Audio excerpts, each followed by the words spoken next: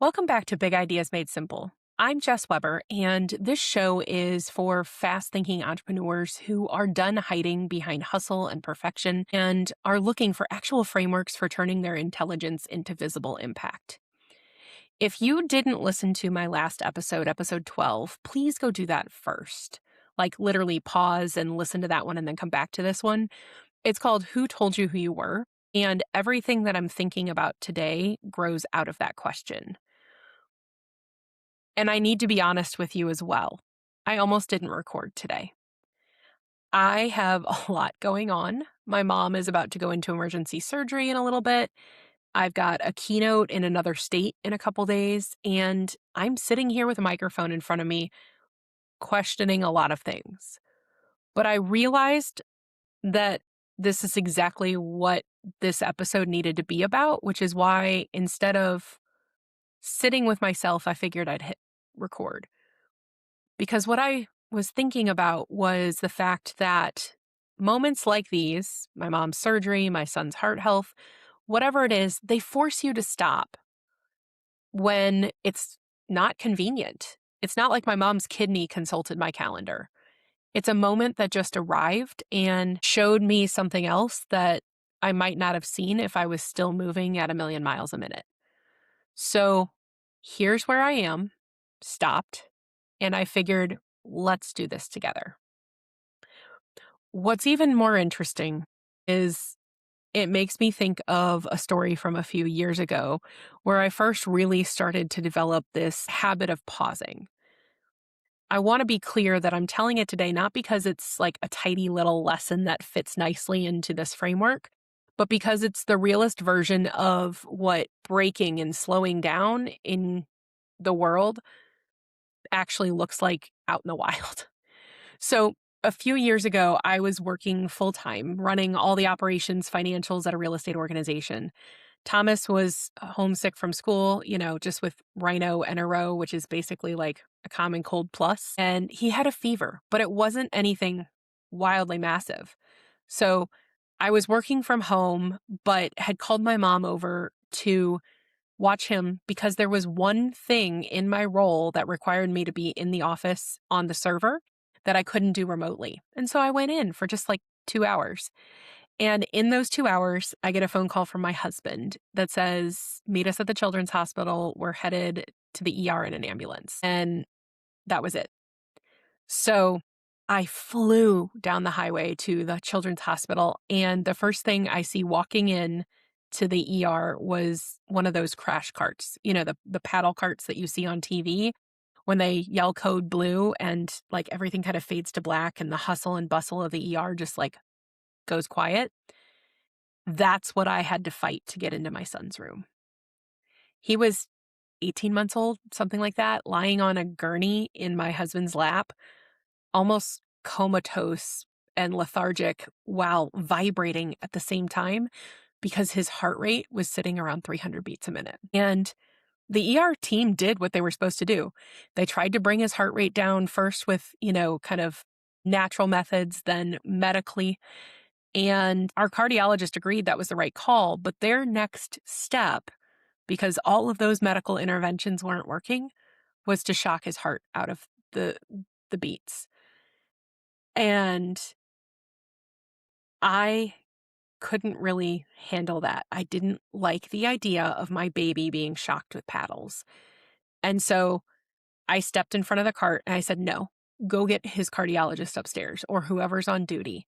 They thankfully agreed that the paddles were probably not the right method and that they were going to bring him up to the cardiac ICU and admit him and get him down, get his heart rate back down to normal. And in the moment, while the nurse was checking him into the CICU, she checked his temperature with his armpit and it immediately kicked him out of this 300 beats per minute because it made him angry. And it did what they had tried to get him to do so hard, which was bear down and actually change the way that his heart was beating. So literally, I laugh now, but my kid rage healed his arrhythmia. I tell you about this not because I just find it funny, but I find it painful sometimes because I realize that In that moment, I had been grinding 60 to 80 hours a week, building what I thought was a life and a business that would reward me on the other side of all that effort. I kept telling myself that my payoff, my vision was coming if I just kept going. And sitting in that room listening to the cardiology team telling me that he was going to need a medication round the clock every 8 hours for the foreseeable future changed things. I looked at my baby, his heart rate now down, but just miserable on that bed. And I realized I'd been building somebody else's vision, not mine. My vision was sitting right there in front of me on that bed. So for me, that was the first moment that I really paused and braked. And it wasn't by choice, but it was a correction. And so I want to offer you that today without the ambulance ride and the paddle cart and all the things. Nobody wants a defibrillator in their world, but I do need you to be deliberate before life forces you to. And so I want you to look at what you're building or what you've already built with honest eyes. So here's where I may sound a little bit meta. And if you know me at all, that's basically my natural habitat.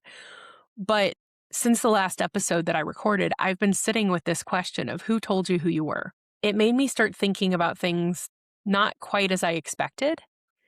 But I went back and I looked at the last 11 episodes before that one that I had recorded of this show through that lens. Now I want to walk you through what I noticed while I was thinking about all of that, not as a recap or a highlight reel, but as an actual examination, because I think it's going to be helpful for you to see that in real time.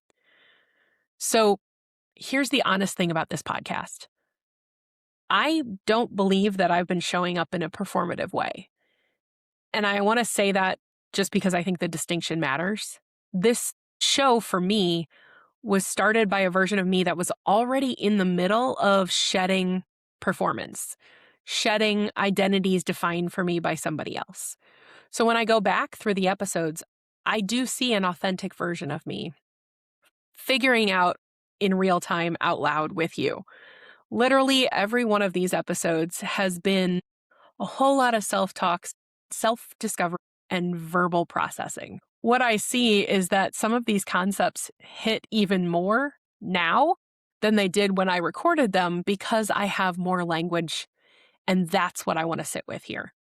So episode 1, I talked about hustle being a form of laziness, and I meant it when I said it, and I still mean it.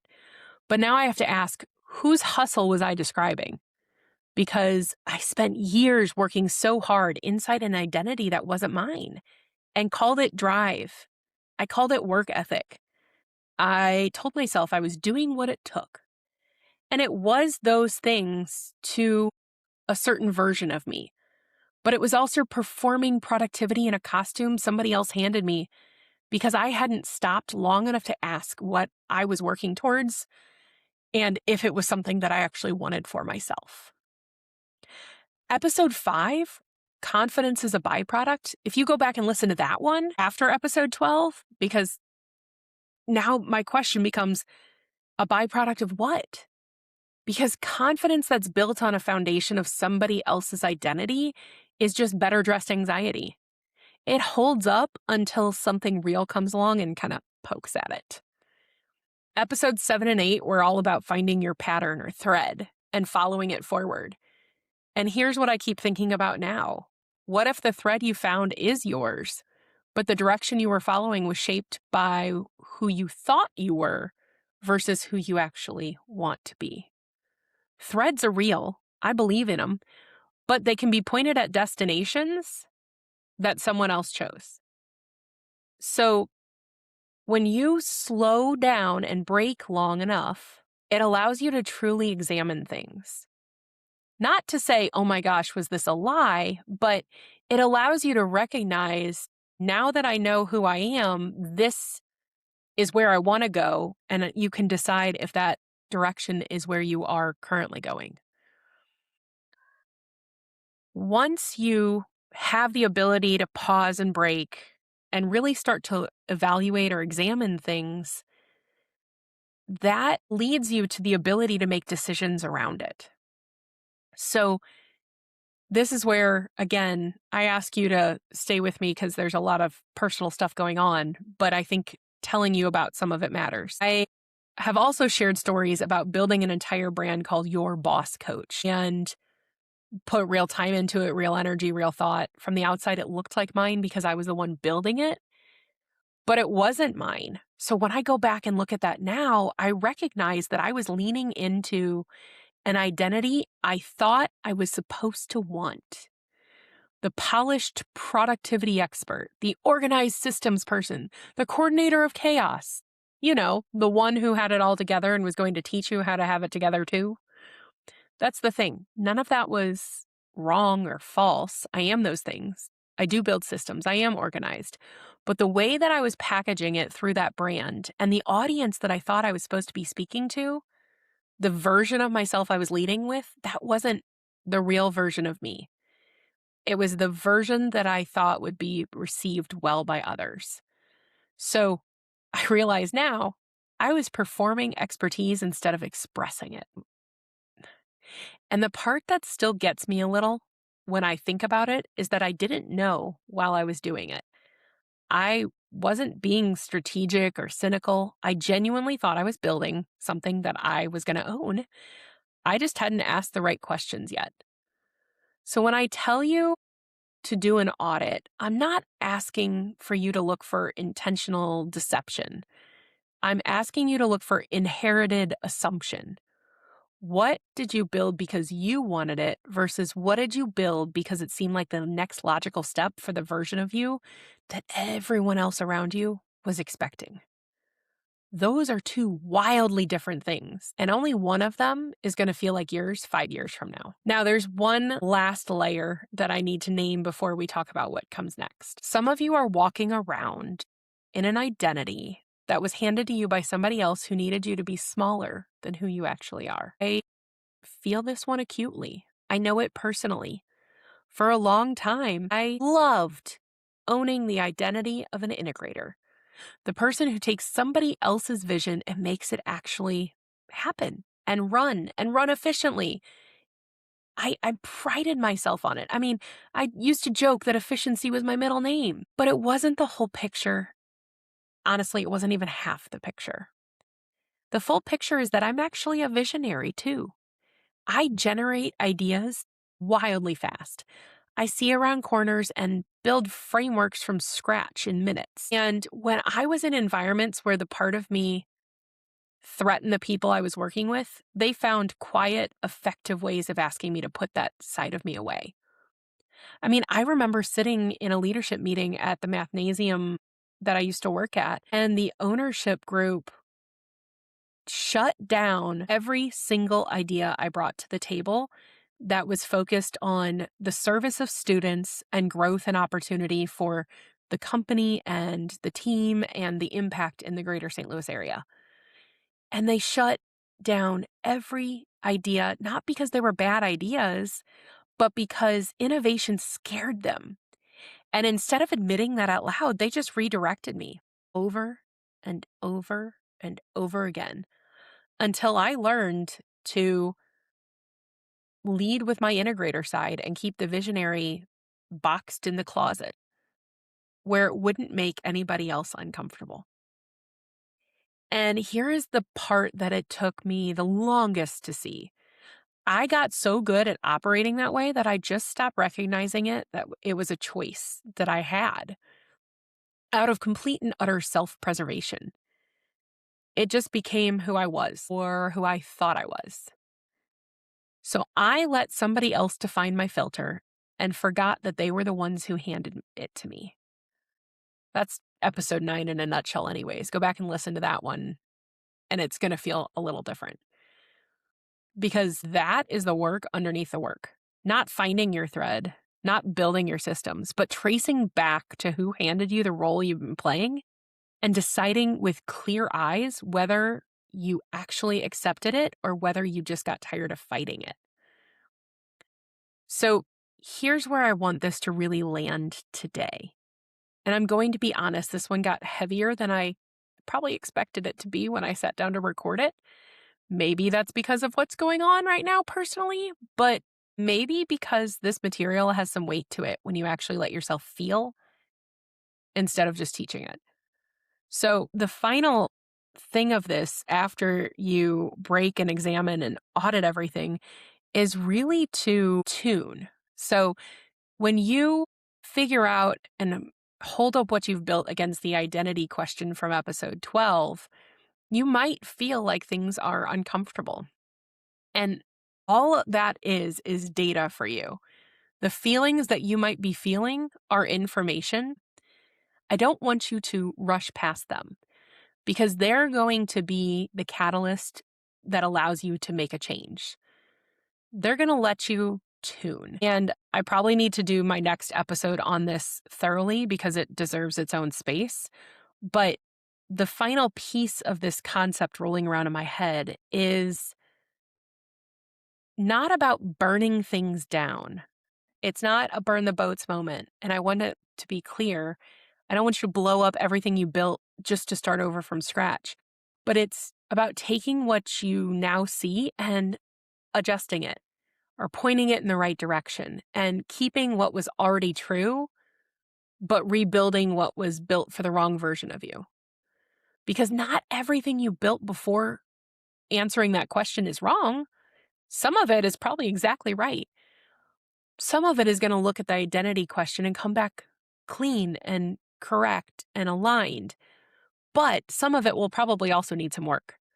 So remember, I don't want you to shut down everything and start over, but you need to ask, does this still fit the person I actually am?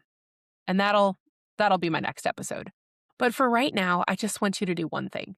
Go back to something you're building. A business, a brand, a role, a system, a story you've been telling about yourself. Just something. And ask the question from episode 12. Who told you this was supposed to be yours?